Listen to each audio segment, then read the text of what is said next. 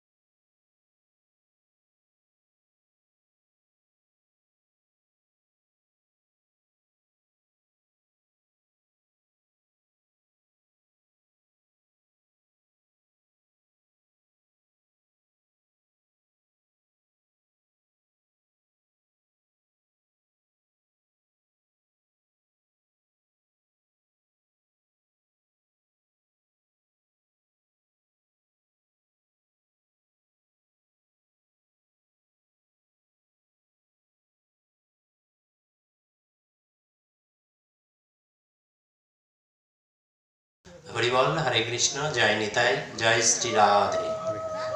জয় জয় শ্রী শ্রী শ্রীমৎ ভাগবত প্রীতি প্রেমানন্দে। হরি হরি বল, হরি বল। জয় জয় সাধু গুরু বৈষ্ণব প্রীতি প্রেমানন্দে। হরি হরি বল,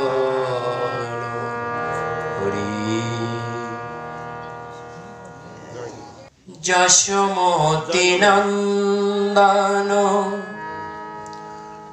শ্রী রাধারমণ, যশোমতি নন্দন শ্রী রাধারমণ, তোমার চরণে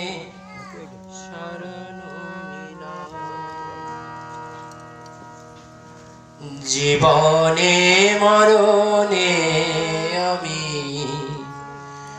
জীবনে মরণে আমি তোমারি হলাম, তোমারি হলাম। তপ্ত কাঞ্চন গৌরঙ্গী রাধে, বৃন্দাবনেশ্বরী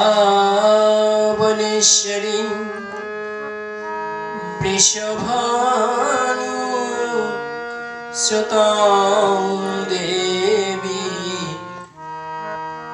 প্রণমামি। হরে বাঞ্ছা কল্পতরুভ্যশ্চ কৃপা সিন্ধুভ্য এব চ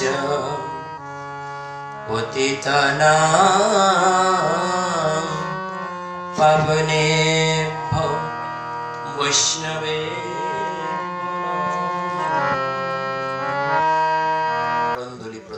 জয় জয় শ্রীমৎ ভাগবত প্রেমানন্দে।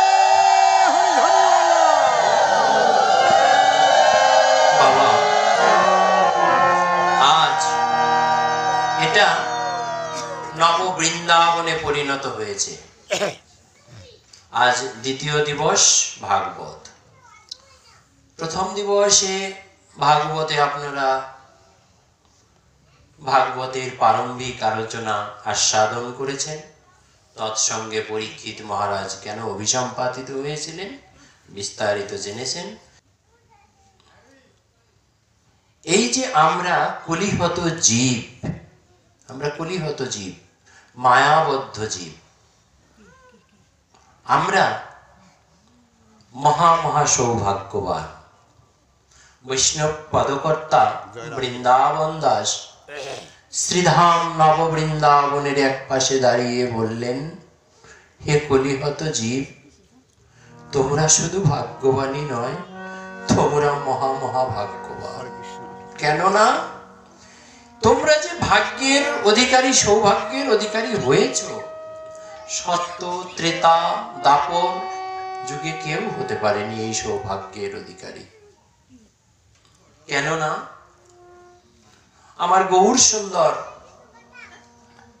কলির প্রথম সন্ধ্যাতেই শ্রীধাম নব বৃন্দাবনে উপনীত হয়েছে। জীবের হৃদয়ের অন্ধকারকে দূরীভূত করার জন্য কখন উদয় হয়েছেন?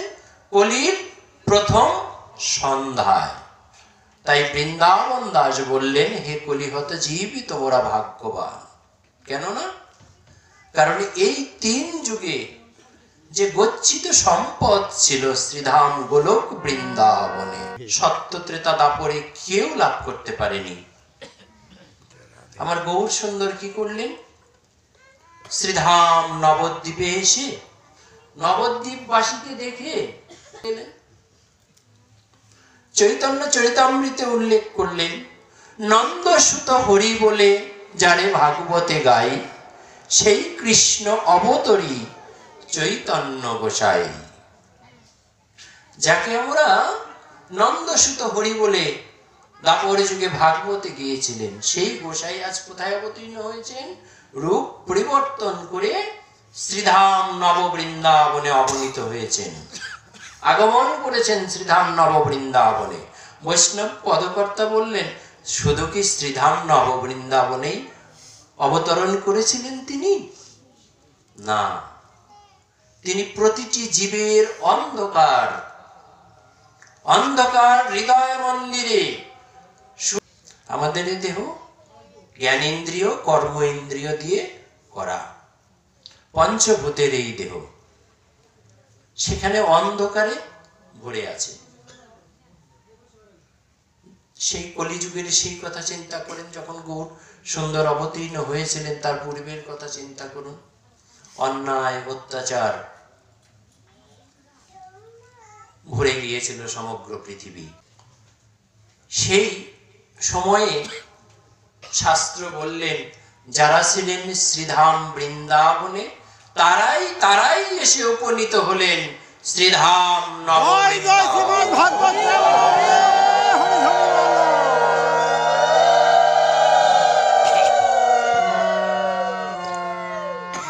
যারা বৃন্দাবনে ছিলেন তারাই, তার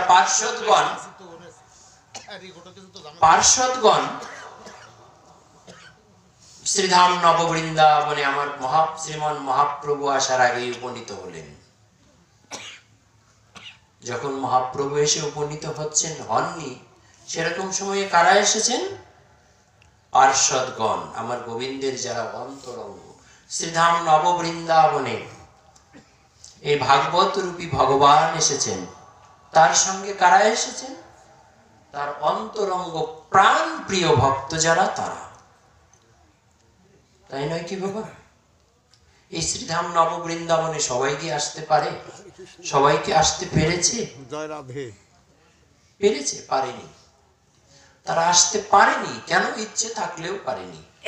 শাস্ত্র বললেন, যদি কোটি জন্মের পুণ্য ফল না থাকে বাবা, তাহলে শ্রীধাম বৃন্দাবনে আসা যায় না। কোটি জন্মের পুণ্য ফল থাকতে হবে, তারপরে বৃন্দাবনে আসার যোগ্যতা লাভ করতে হবে। বাবা, কোটি জন্মের পুণ্য ফল থাকলেও সাধুগুরু বৈষ্ণবের সঙ্গ করা যায় না। সাধুগুরু বৈষ্ণবের সঙ্গ করতে হলে সবার আগে সাধুগুরু বৈষ্ণবের বাজারে আসতে হয়। সাধুগুরু বৈষ্ণবের বাজারে যদি না আসো বাবা, তাহলে সাধুগুরু বৈষ্ণবের সঙ্গ লাভ হবে না। আর যদি সাধুগুরু বৈষ্ণবের সঙ্গ লাভ না হয় বাবা, তাহলে সাধুগুরু বৈষ্ণবের কৃপাও হবে না। আর যদি সাধুগুরু বৈষ্ণবের কৃপা না হয় বাবা, তাহলে আমার অন্তর্যামী গোলক বিহারী হরি শ্রী রাধা রানী সহ আমার গোবিন্দের কৃপাও কোনোদিন হবে না।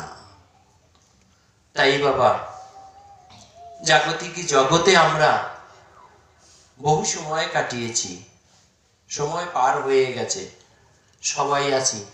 কোনো পরিবার থেকে হয়তো 2 জন বা 1 জন এসেছি, পরিবারে 10 জন আছে, 9 জন কিন্তু আসতে পারেনি, ইচ্ছে থাকলেও আসতে পারেনি। না, ওই সাউন্ড তো শুয়ে শুয়েই শোনা যায়। ভাগবতীয় আস্বাদন কথা আমরা গৃহে শুয়ে শুয়েই, লেপের ভিতরে শুয়ে শুয়েই শুনবো।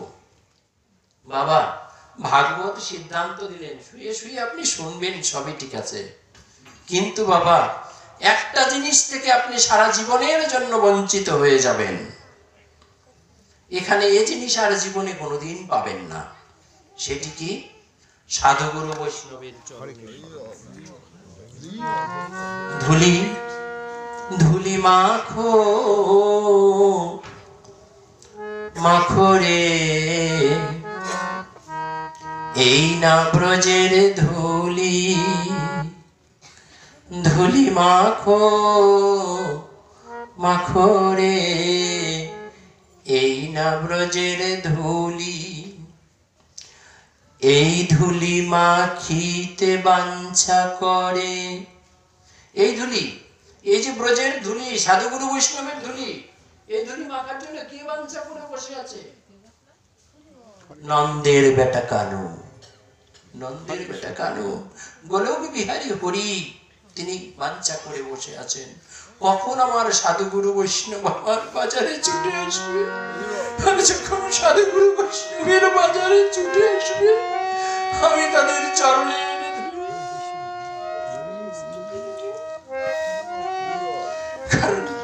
তাই বললেন যে এই ধুলি মাখিবার বাঞ্ছা কে করেন? নন্দের বেটা কানু। আমার গৌর সুন্দর আজ নবদ্বীপে এসেছেন, তিনিও ভাবছেন হায় রে পতিত জীব, তোরা অন্ধকারেই রয়ে গেলি, আলোর সন্ধান পেলি না, আলোর কাছে এলি না তোরা। তিনি তার পার্শ্বদেরকে পাঠালেন।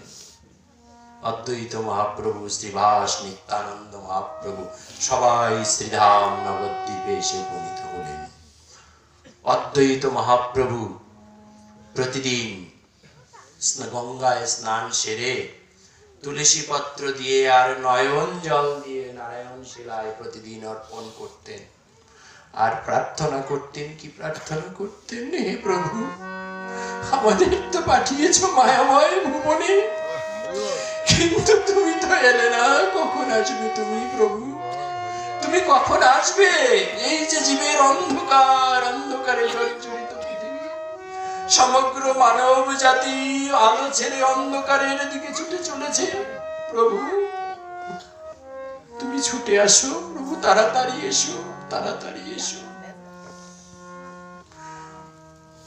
অদ্বৈত মহাপ্রভুর প্রার্থনা।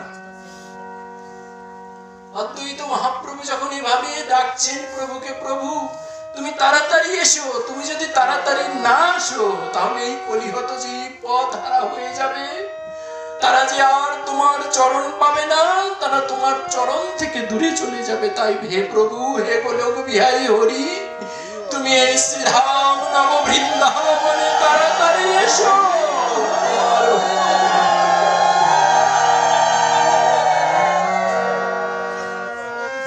শাস্ত্র বললেন, গীতার 4th অধ্যায়ে বললেন, যদা যদা হি ধর্মস্য গ্লানির্ভবতি ভারত অদ্ভুত্থানম ধর্মস্য তদাত্মানং সৃজাম্যহম। আমি সেই সময়ে পৃথিবীতে আসি। কোন সময় সেটা?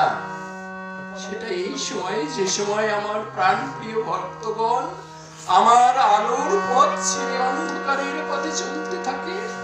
আমি সেই তখন ছুটে আসি আমার প্রাণপ্রিয়।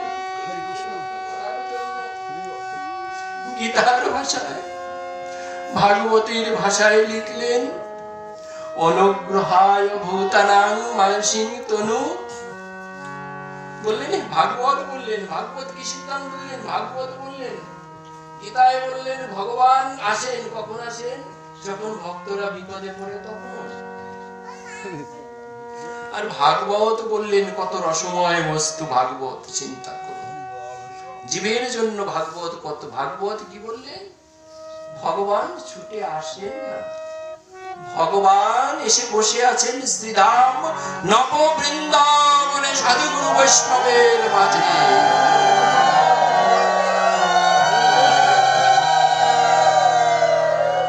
শুধু ভগবান নয়, পৃথিবীতে যত দেব দেবতা রয়েছে সকলেই ছুটে এসেছেন শ্রীধাম নব বৃন্দাবনে। কেন এসেছেন বাবা? একটি প্রার্থনা, হে সাধুগুরু বৈষ্ণব, তোমাদের চরণের ধুলি আমার মস্তকে দাও। তাই বলছেন, এই ধুলি মাখিবার বাঞ্ছা করে নন্দের বেটা কানু।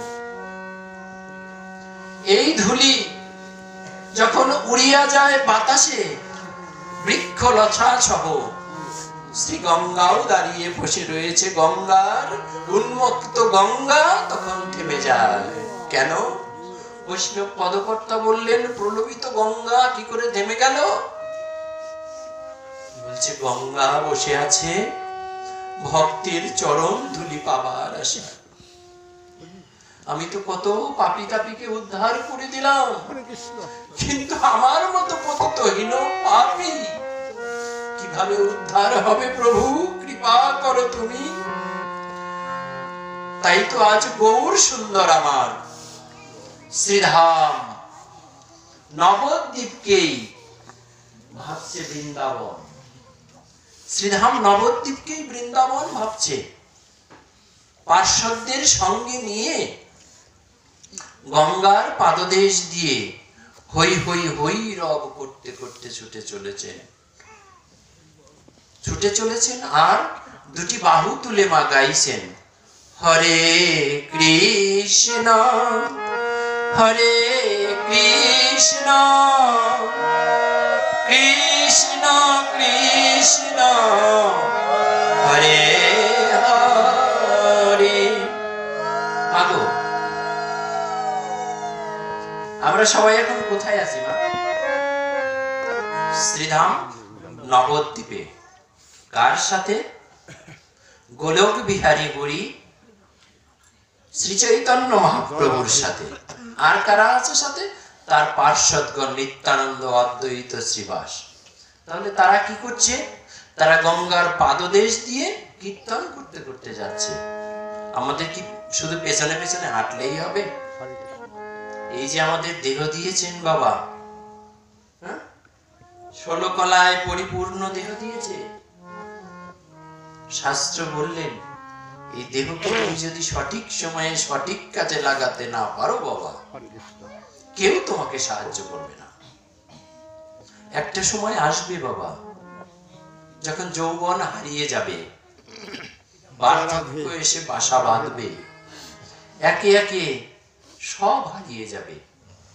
এই যে আমাদের সুন্দর অঙ্গ অসুন্দর হতে শুরু করবে, কালো চুল সাদা হতে আরম্ভ হবে, দাঁত পড়ে যাবে, চোখের দৃষ্টি নষ্ট হয়ে যাবে, প্রিয়জন আমাদের কাছ থেকে দূরে সরে চলে যাবে। তখন এই যে আমরা 16 কলায় পরিপূর্ণ হয়ে এসেছিলাম পৃথিবীতে, প্রার্থনা করেছিলাম, কি প্রার্থনা করেছিলাম? হে প্রভু, জীবনে তো তোমার সেবা করতে পারলাম না, বৃক্ষ হয়ে 100 বছর পড়ে আছি, কি করে তোমার সেবা করব? সুন্দর ফল আমার বৃক্ষে ফুটেছে, কিন্তু তোমার বদনে দেওয়ার ক্ষমতা নেই। সুন্দর ফুল ফুটেছে আমার বৃক্ষে, সেটাকে আমি যে তোমার চরণে দেব, ক্ষমতা আমার নেই, আমি বৃক্ষ। তুমি কৃপা করে আমাদেরকে মানুষ করে জন্ম দাও। যদি মানুষ করে জন্ম দাও, তাহলে শুধু বদন দিয়ে নয়, এই আমাদের অঙ্গ প্রত্যঙ্গ সমস্ত কিছু দিয়েই শুধু তোমার সেবাই করব। মুখ দিয়ে সদা সর্বক্ষণ কৃষ্ণ কথা বলবো, নয়ন দিয়ে তোমার মধুময় মূরতি যুগল মূরতি দর্শন করব, পদ দিয়ে হেঁটে হেঁটে সেই জয় শ্রীধাম জয় শ্রীমদ ভাগবত নববৃন্দাবনে যাব। দুটি বাহু তুলে গঙ্গার পাদদেশে আসুন আমরা সবাই আজ শ্রীধাম নবদ্বীপে, হরে কৃষ্ণ শ্রীধাম নবদ্বীপে গঙ্গার পাদদেশে শ্রী চৈতন্য মহাপ্রভুর সঙ্গে সেই মহাকীর্তন তারক ব্রহ্ম মহানাম সংকীর্তন করতে করতে আমরাও যাব। হরে, সবাই দুটি বাহু তুলে আমরা কীর্তন করব। হরে কৃষ্ণ হরে কৃষ্ণ কৃষ্ণ কৃষ্ণ হরে হরে হরে রাম হরে রাম রাম রাম হরে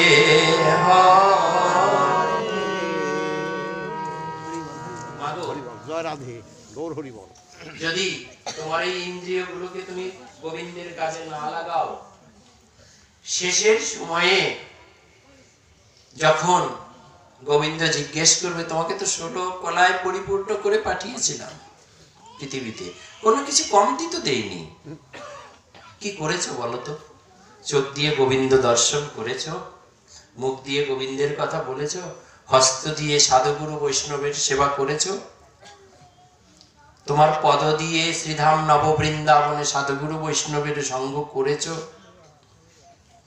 বাবা, প্রিয়জন যেমন সরে যাচ্ছে, বয়স হলে কাছ থেকে দূরে চলে হরে যাচ্ছে, কৃষ্ণ, জয় রাধে, এই ইন্দ্রিয়গুলো তখন একে একে দূরে চলে যাবে। বাবা, হরে কৃষ্ণ, হস্ত বলবে, আমি তো উঠিয়ে দুটি বাহু তুলিয়ে কৃষ্ণ কথা বলতে চেয়েছিলাম, তুমি বলো নাই, তার জন্য তো আমি দায়ী নই। হরে কৃষ্ণ, পদ বলবে, আমি যেতে চেয়েছিলাম, তুমি যাওনি, তুমি সুন্দর পালঙ্কে বসে ঘুমিয়েছো, আরাম করেছো, আমি তো তার জন্য দায়ী নই। বাবা, একে একে চক্ষু চলে যাবে, সমস্ত অঙ্গগুলো ছেড়ে ছেড়ে চলে যাবে। যখন চলে যাবে বাবা, তখন থাকবে কে? থাকবে জ্ঞানেন্দ্রিয় আর আমার অনাদিরাতে পরম ব্রহ্ম রূপী ভগবান শ্রীকৃষ্ণ তোমার দেহ মাঝে থাকবে। এখন আমরা যখন বলছি না ভজনের সময় হয়নি, কি হবে ভজন করে, কি হবে সাধুগুরু বৈষ্ণবের সঙ্গ করে, এখনো অনেক সময় বাকি আছে, বলছি না বাবা, তখন বলবে কি, হা গোবিন্দ, ঘরে শুয়ে শুয়ে থাকবে, ইন্দ্রিয়গুলো কাজ করবে না। হ্যাঁ, এর জন্য আমাদের একটি প্রবাদ বাক্য আছে বাবা, সেটি কি জানো? মানুষ যা চায় তা নাকি পায় না, হরে কৃষ্ণ, আর যা চায় না তাই নাকি পায়। হরে কৃষ্ণ, এখন আমার সব আছে, সব আছে, আমি সবকিছু দিয়ে গোবিন্দের সেবা অর্চনা করতে পারি, সাধুগুরু বৈষ্ণবের সঙ্গ করতে পারি, কিন্তু এখন যেতে চাই না। যখন আমার এগুলো হারিয়ে যাবে, ইন্দ্রিয়গুলো হারিয়ে যাবে, তখন ঘরে শুয়ে শুয়ে পাশে তো কেউ থাকবে না, তখন একটাই প্রার্থনা, হে দয়াল হরি, কৃপা করো, আমি তো অধম দিনহীন কাঙাল, ভজনহীন, সেবাহীন, কর্মহীন, জ্ঞানহীন। তুমি পাঠিয়েছিলে কর্ম করার জন্য, এসেছিলাম তোমার কর্ম করার জন্য, কিন্তু মায়ার মোহে আবদ্ধ হয়ে সংসার আমার আমার আমার বলে কাটিয়ে দিলাম বেলা। চুপচাপ শোনো, কথা বললে অন্যমনস্ক হয়ে যেতে হয়। হরে কৃষ্ণ, জয় শ্রী রাধে, জয় শ্রী রাধে, রাধে রাধে। আজ গৌর সুন্দর আমার গঙ্গার পাশ দিয়ে যাচ্ছে আর ভাবছে, এই কি আমার সেই যমুনা, এই কি আমার সেই যমুনা? কোন যমুনা? যমুনা দাপর যুগে ছিল, হরে কৃষ্ণ, যারে কুলে কুলে, যারে কুলে কুলে খেলতাম সারা বেলা,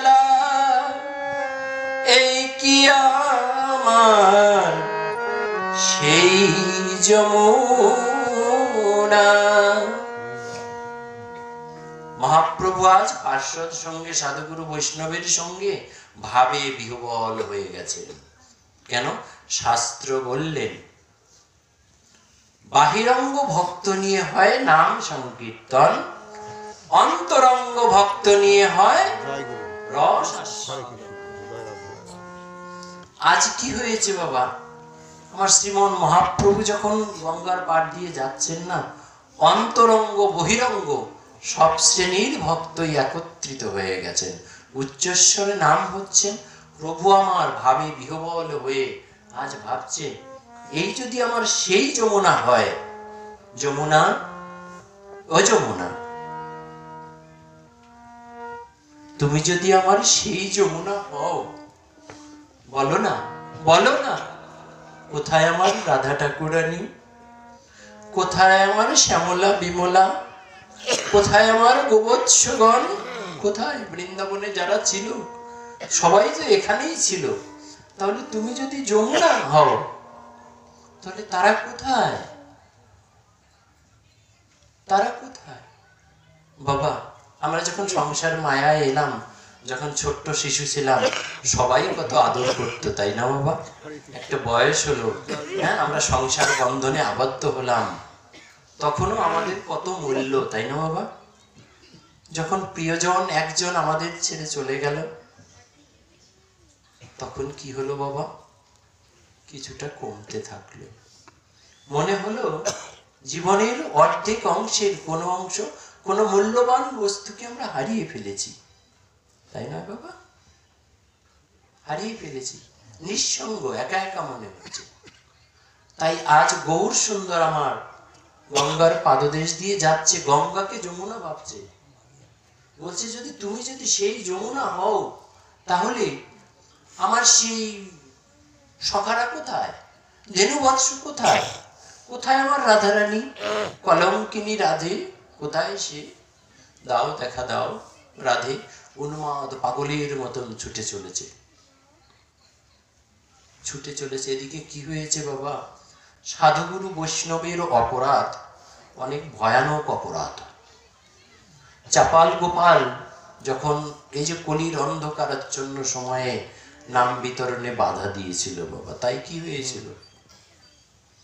শ্রীবাস অঙ্গিনাতে বাধা দিয়েছিল বাবা। শ্রীবাস কি প্রার্থনা করেছিল? শ্রীবাস প্রার্থনা করেছিল গোবিন্দের কাছে, হে প্রভু, মধ্যরজনীতে শ্রীবাস আঙ্গিনাতে যখন কীর্তন হতো, তখন নবদ্বীপের বাসীরা চিন্তা করলেন, নবদ্বীপের যখন যারা ক্ষমতায়, এভাবে যদি চলতে দেয়া হয় তাহলে তো এখন আমাদের যে পরিস্থিতি হয়েছে বাবা, সেটা তো বলা যাবে না, বললে মহাবিপদ। আমাদের শ্রীময় দাস বাবাজি দেখুন কিভাবে বলা যাবে না, এখান থেকে সরতে হবে। তো তখন চৈতন্য মহাপ্রভু যখন একে একে সব পার্শ্বদগণ, ভক্তগণ, নবদ্বীপের ভক্তগণ যখনই আমার গৌর সুন্দরের সেই মধুময় মূর্তি দর্শন করছে বাবা, তখনই তার প্রেমে পড়ে যাচ্ছে।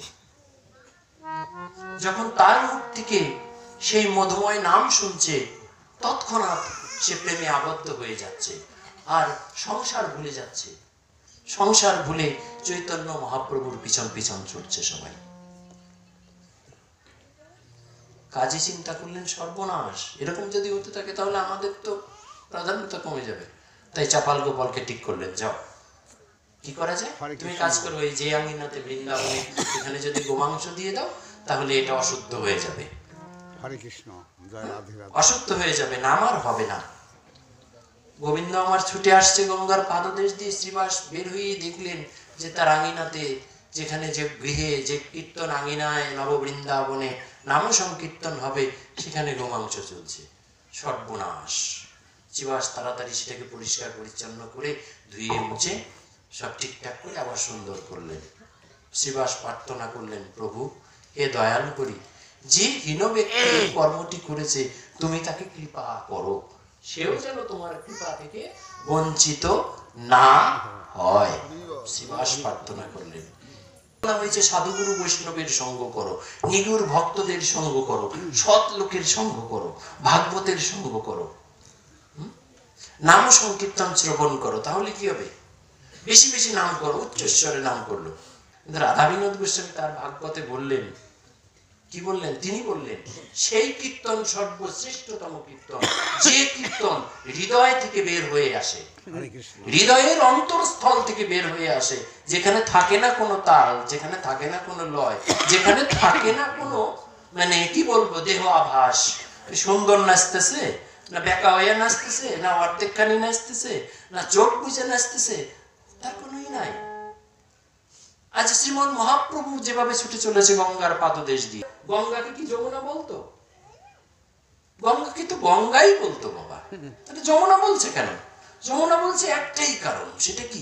সে এখন আর এখানে নেই, সে হৃদয়ে ডুবে গেছে, গোবিন্দ প্রেমে ডুবে আচ্ছাদিত হয়ে গেছে। এখন তার আর কোনো সাধুগুরু বৈষ্ণবের বাতাস যাদের অঙ্গে একবার লেগেছে বাবা, ওই যে ধুলি মাখো মাখরে অঙ্গে যদি একবার বাতাস লাগে বাবা, ওই ঘরে খাটে যতই শুয়ে থাকেন না কেন সুন্দর বিছানায়, হৃদয়টা সদা সর্বক্ষণ আনচান আনচান করবে, কখন ছুটে যাব বৃন্দাবনে, কখন ছুটে যাব সাধু গুরু বৈষ্ণব। জয় জয় শ্রীমদ ভাগবত প্রেমানন্দে, হরি হরি বল। শত বাধাকে উপেক্ষা করে তৎক্ষণাৎ ছুটে আসবেন শ্রীধাম বৃন্দাবনে।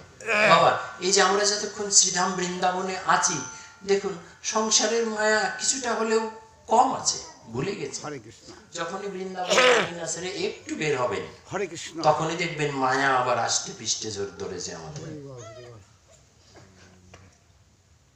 তাহলে আমাদেরকে একটা নদীতে একটি নৌকা ভাসছে, যখন জল উঠবে সেটা তো তলিয়ে যাবে, তাই না?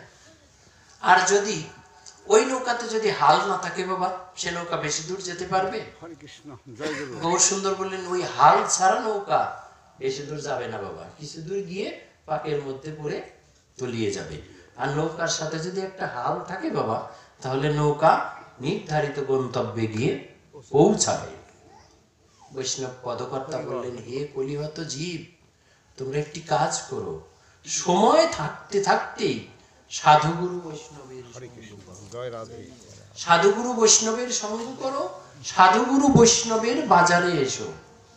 যদি সময় থাকতে সাধুগুরু বৈষ্ণবের সঙ্গ করতে পারো, সাধুগুরু বৈষ্ণবের বাজারে আসতে পারো, তাহলে এই চিত্ত দর্পণ মার্জিত হয়ে সাধুগুরু বৈষ্ণবের চরণ ধুলি, সাধুগুরু বৈষ্ণবের কৃপার ফলে এ জীবন সাধুগুরু বৈষ্ণবের সেবার যোগ্য হয়ে যাবে।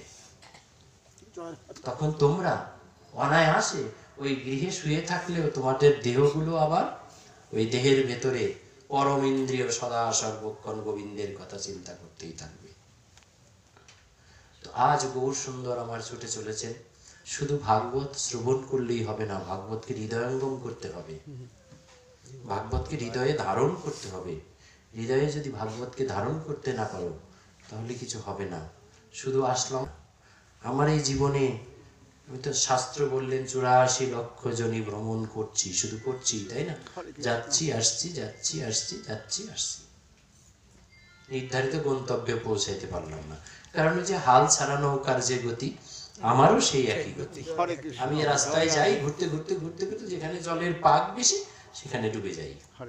আর যদি সময় থাকতে একটি হাল ধরতে পারি, কি হাল? গোবিন্দের চরণ যদি নাও পাই, হে গোবিন্দ প্রাণনাথ দয়াল হরি, যদি তোমার চরণ এ জীবনে নাও পাই, তোমার মতো সাধুগুরু বৈষ্ণবের চরণ ধরে যেন আমি আমার অঙ্গে মাখতে পারি।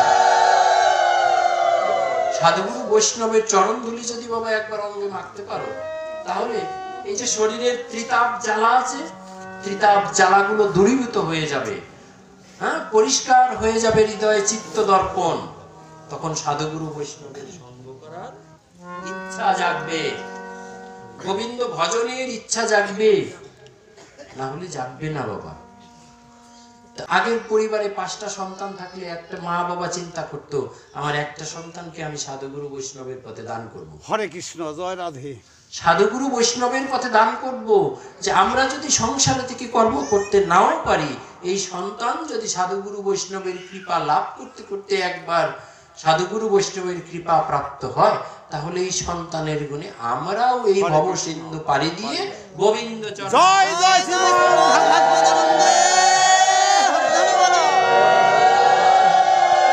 আমাদের কি সেই বাসনা আছে বাবা? এখন তো সন্তানই একটা বা দুটি, একটা নিলে আর একটা নিবার চায় না, সে বাসনা আমাদের নেই। তো কাজেই আমাদেরকে নিজেদেরকে নিজের কর্ম করতে হবে। আর সবচেয়ে যদি এটা ভাবো যে আমার কর্ম ছেলে করে দেবে, ছেলের কর্ম বউ করে দেবে, হ্যাঁ, স্বামীর কর্ম স্ত্রী করে দেবে, হরে কৃষ্ণ, জীবনে আর গোবিন্দ চরণ লাভ করা হবে না বাবা। আমার মতন তোমরা না, তোমরা তো বিদগ্ধ একেবারে সাধুগুরু বৈষ্ণব, তোমরা গোবিন্দ কৃপা পেয়েই বৃন্দাবনে এসেছো। আমার মতন খালি জনি ভ্রমণ করতে হবে। এই সংক্ষেপে একটা কথা বলে দিলাম। এর জন্য গোবিন্দ চরণে আশ্রয় নাও। চৈতন্য চরিতামৃতে আরেকটি কথা লিখলেন, সেটি হলো মতিকুল মতি তনয় বড় গৌর বিশ্বম্ভরে সম্বন্ধ করো। গৌর বিশ্বম্ভরে সম্বন্ধ করো। মতিকুল মতি, আমরা যেমন কন্যা হলে সঠিক সময়ে তাকে স্বামীর হাতে অর্পণ করতে হয়, তো এই যে তোমার মতিরূপী যে মনটা রয়েছে, যে কন্যাটা রয়েছে, সঠিক সময়ে তুমি যদি সাধুগুরু বৈষ্ণবের চরণে দান করতে না পারো, তাহলে তুমি ভজন থেকে বাদ পড়ে যাবে। জয়